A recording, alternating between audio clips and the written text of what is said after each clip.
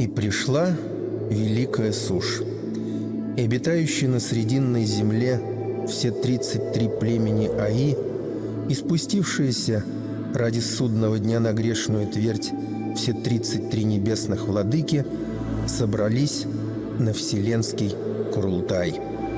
И прогремели слова: «Этот народ сегодня исчезнет с лица земли». Эти люди осмелились провозгласить себя первыми среди наших народов. Степь же не прощает вольнодумства. Нет предела их спеси, как нет предела и крепнущей изо дня в день мощи их. Им не место среди нас. Это рассказ Ивана Иннокентьева «Исход». Он похож на миф, а его автор относит себя к 33-му поколению народа Аи.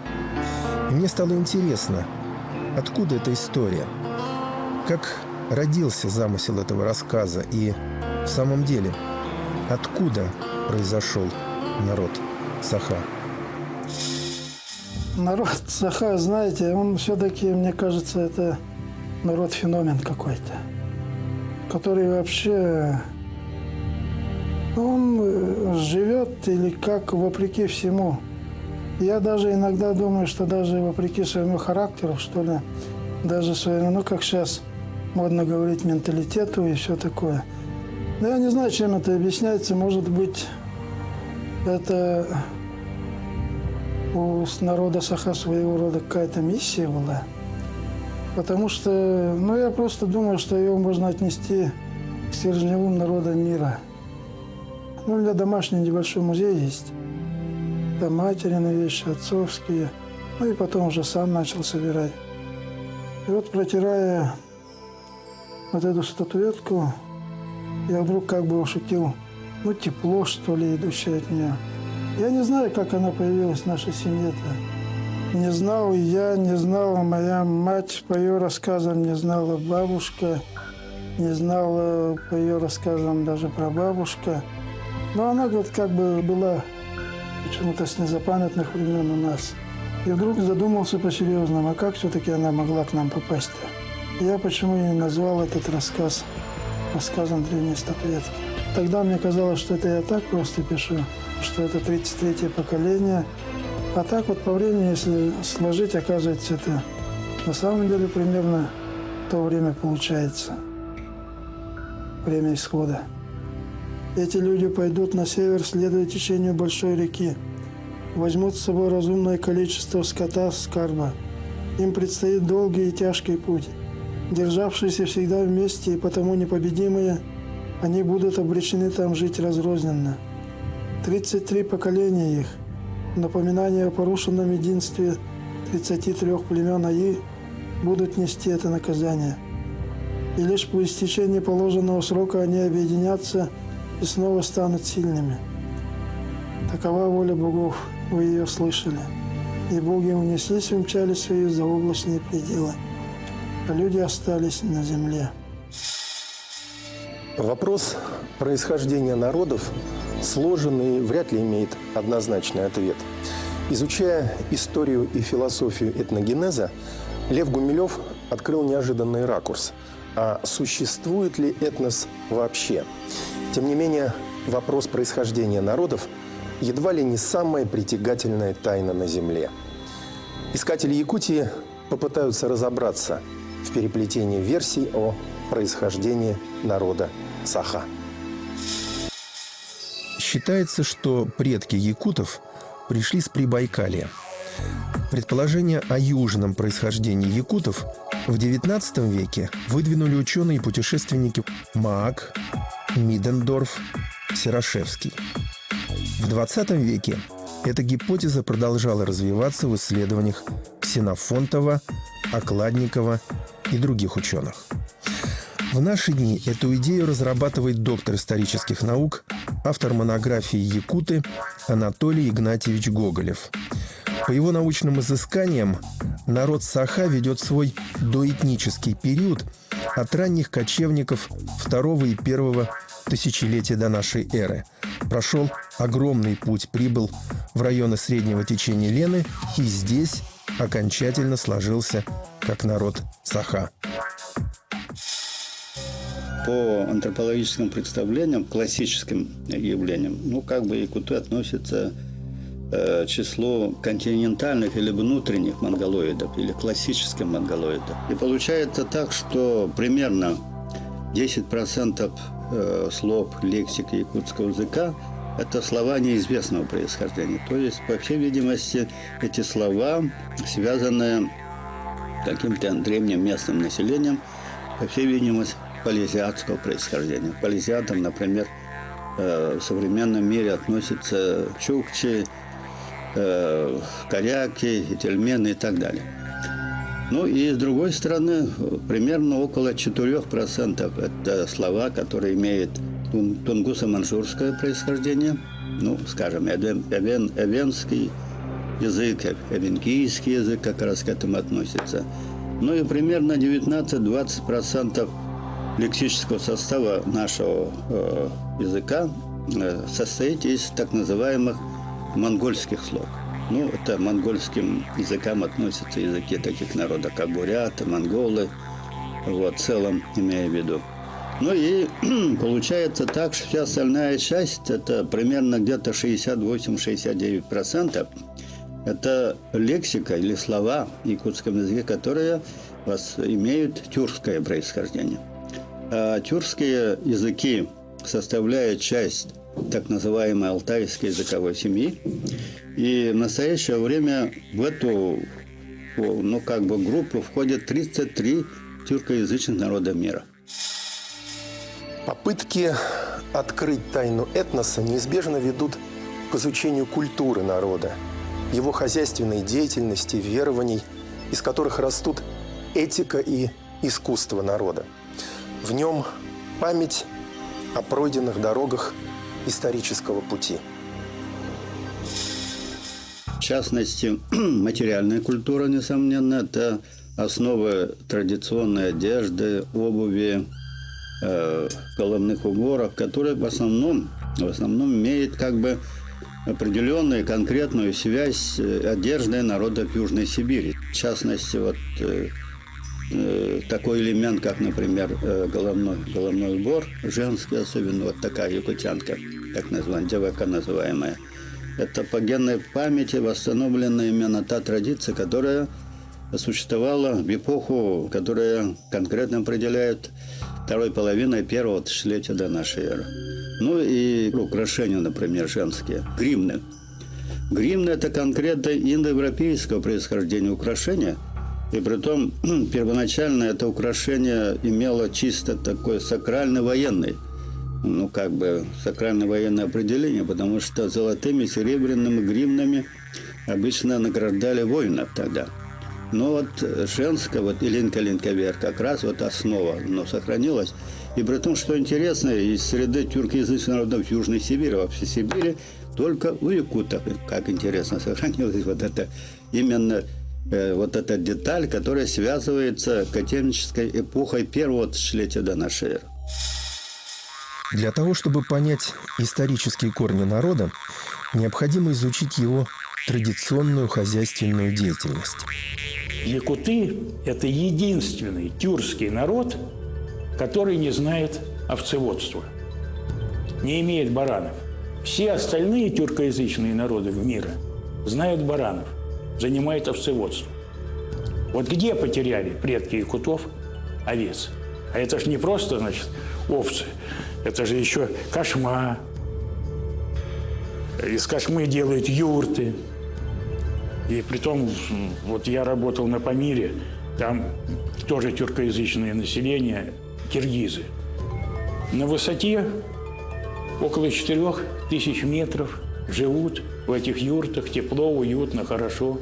И переносить легко. У якутов этого нету.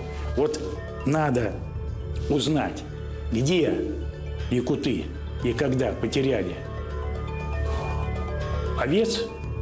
И это будет один из указателей того, откуда они пришли. Это ближе всего идут к хакассам, то есть к енисейским, верхнеенисейским тюркам. Не исключено, там есть такая археологическая культура, ладейская, Не исключено, что предки тюркоязычных якутов пришли не из Прибайкалья, а с Верхнего Енисея. Юрий Алексеевич Мочанов, доктор исторических наук, не отрицая идеи Гоголева, имеет аргументы в пользу другой версии, возможно, автохтонного происхождения якутов.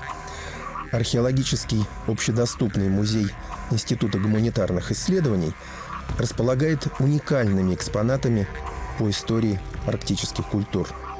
Великий путешественник Врангель в 1841 году написал: «Как ощутился здесь человек, что могло завлечь его сюда, в могилу природы? Напрасно мы будем искать решение нашего вопроса. Никакой памятник, никакое предание не говорит о том, что было прежде». И вот вам музей, который вам рассказывает, что было прежде. Оказывается, здесь люди начали жить уже около 2,5 миллиона лет назад, и даже поставлена на материалы Дерень-Куряха проблема внетропического происхождения человека, что не исключено, что Якутия входила в ареал становления, появления на Земле человека, появления разума и так далее. Традиционная теория, идущая еще от Дарвина, он в 1871 году издал книгу «Происхождение человека», где отметил, что человек обязательно произошел в жарком поясе, в тропическом, и, скорее всего, в Африке. Но одновременно с Дарвином вышла работа американского ученого Мориса Вагнера о том, что человек не мог произойти в жарком поясе. Там обезьяны как живут, так до сих пор и живут, и никто из них человеком не становится.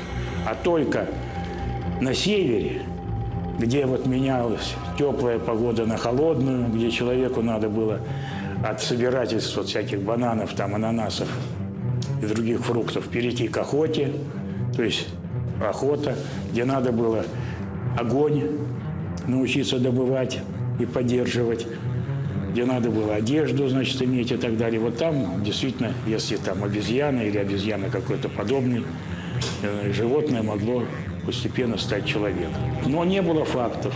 И в 1982 году такие факты появились на Дерень-Куряхе, это на Лени. Там вот такие вот скопления орудий, которые оставил человек, я сказал, около 2,5 миллиона лет. Потом различные этапы происходили развития человечества именно на территории Якутии, ну и прилегающих к ней территорий. Исследует это наш вот Центр арктической археологии и палеокологии человека Академии наук Республики Саха-Якутия. На Дерень-Куряхе найден могильник возраста 3500 лет. И вот антропологи определили, что по антропологическому типу погребенные там люди больше всего из современных людей похожи на якутов, но на якутов, которые центральноазиатского типа. По-видимому, целые племена и отдельные группы из Центральной Азии приходили, но не на пустынные просторы, а на земли, где уже обитал человек. Артефакты, найденные в археологических раскопках, язык, мифология, фольклор – все говорит о тайне родства всех народов, о последовательном и неизменном пути освоения мира. А вот еще одна невероятная, казалось бы, версия. Она имеет мало сторонников, выглядит экзотично. Между тем, вслушайтесь и всмотритесь внимательней. В XI веке был самый теплый период за последние 2000 лет. Это, значит, подтверждается еще изучением ледников Гренландии. Это мы здесь как-то не слышим, а значит, в Европе это известно. И вот это вот XI век, он самый пик теплого периода. И описание того, что, значит, викинги под предводительством короля Харальда Хардруда прошли далеко, значит, на север, к Северному полюсу, как бы, да. И описывается, что льды они встретили очень далеко от последней суши. Об этом походе, оказывается, в 1070 году написал отчет Адам Бременский. Это хронист, хорошо знакомый в Европе в научных кругах. Расстояние восточнее, скажем, северо-восточнее Шпицбергена, оно в 2 раза короче до устья Лены, чем до, значит, скандинавского полуострова. И поэтому я, значит, понял, что они могли спокойно при открытой воде доплыть до устья Лены. И есть факт, что в 1356 году шведский король Магнус Эриксон отправил экспедицию. Но он отправил как будто в Гренландию, значит, а они, видимо, вот эта экспедиция сделала кругосветное плавание по Арктическим морям, потому что они вернулись через 10 лет. Вернулись всего 8 человек. И вот представляется, вот эта карта, она очень похожа, вот по общим очертаниям, очень похожа на современную карту, в котором я нашел, значит, новую землю, вот этот Таймырский полуостров, дельту Лены. И вот даже здесь вот эти речки мелкие, Индигирку, там, значит, Яну. Вот такие. И они нарисованы, вот эти, на этой карте, водотоки, не только в устьевой части, а они на довольно большом протяжении их русла. В газете «Вечерний Якутск» было описание рассказа искателей и собирателей мамонтовой кости, которые в устьевой части Лены нашли остов корабля викингов. И более того, с этого остова они, значит, вытащили 2 меча, наконечник копья и шлем. Необычные находки нуждаются в тщательном изучении археологов и историков. Я, значит, с женой поехали в Скандинавию в отпуск. В поисках, конечно, фактического материала, подтверждающего мою гипотезу. И мы побывали в музее под открытым небом Оттернес. Это небольшой хутор, в котором деревенские дома отапливаются такими же печами, каминами с прямым дымоходом, как якутский камелек. И с виду они очень похожи. Там же я нашел, значит, деревянную чашу, очень похожую на нашу кытыя, с такими бороздами опоясывающими, декорирующими. Чаша на 3 ножках, она, правда, медная, но на 3 ножках очень похожа по форме на наш этот чарон, да, трехногий. И особенно, значит, я вот как бы отмечаю, это деревянный кубок, он с 3 бороздами. Он мог быть прототипом чарона. Такие же, значит, вещи продаются до сих пор в Норвегии, в сувенирных магазинах. Норвегия – это оказалась единственная страна в Скандинавии, в котором раньше, в прошлые века, было развито деревянное строительство с вертикальным расположением стеновых бревен. Точно такое же, значит, как у якутского балагана. Макет такого здания, ну, примерно такого здания, имеется вот в Археологическом музее. Я сфотографировал. Обратимся к эпосу якутского народа Аланхо, лексика и образы которого наверняка хранят информацию, которая может помочь разобраться в вопросе о происхождении народа. Очень много описаний в этом Аланхо морской стихии. Вот, например, такой фрагмент. «Но ни края нет, ни конца, ни пристанища для пловца, средь пучины неистово грозовой, море, дышащего бедой, кипящего соленой водой, море гибели, море Адун, бушующего в седловине своей. Сонма лютых смертей притон, море горечи, море мук, убаюканные песнями вьюг, берега, оковавшие льдом». Я спрашиваю, если предки якутов были степными кочевниками, откуда вот такое живое описание и со всем знанием дела описание, значит, трудного и крайне опасного пути моряков по морям? Не от того ли, что наши предки в лице Эллея не скакали на лошадях по степям, а на весельных кораблях бороздили неспокойные воды моря Адун, то есть моря Одина, бога скандинавских викингов? Изучение сходных мифологических мотивов, лексических схождений дает интересный материал для размышлений. И, может быть, не так уж беспочвенны попытки энтузиастов, исследующих параллели нормандской культуры и культуры якутов.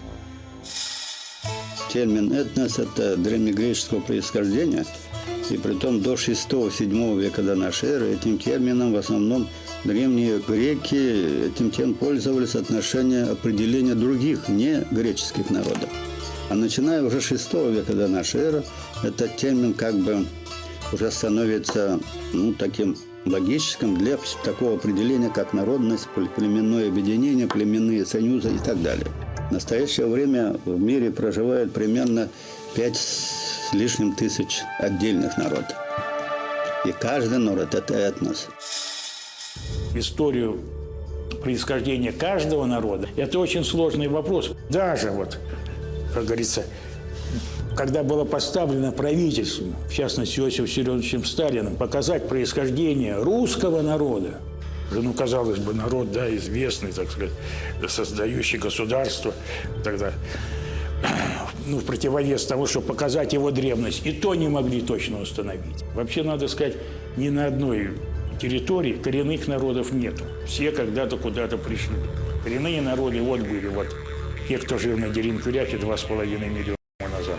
И основная это ведь заслуга якутов, именно тех предков, их тюркоязычных, что они на полюс холода принесли скотоводство, адаптировали его здесь. И это имеет всемирное историческое значение. Сейчас ведь стоит население земного шара перед, в общем-то, экологическим кризисом. И поэтому север, который сейчас рассматривается просто как кладовая полезных ископаемых, рано или поздно, учитывая перенаселенность южных, так называемых, комфортных районов земного шара, будет все больше и больше привлекать население Земли как место обитания постоянного. Не просто как выкачать оттуда нефть, взять золото, платину, олово и так далее, а как место обитания. И здесь опыт адаптации к этим условиям якутского народа при взносине сюда скотоводства, что очень важно, а потом русских, которые принесли сюда земледелие, это очень важно будет для всего мира. Этим надо гордиться. Откуда бы ни пришел первопредок, какими бы тропами и откуда бы ни прибыли племена и отдельные группы, народ формируется природой, совместной борьбой со стихией, обустройством жизни, пестованием потомства, а неповторимый лик его создают ландшафт и боги, которым он поклоняется.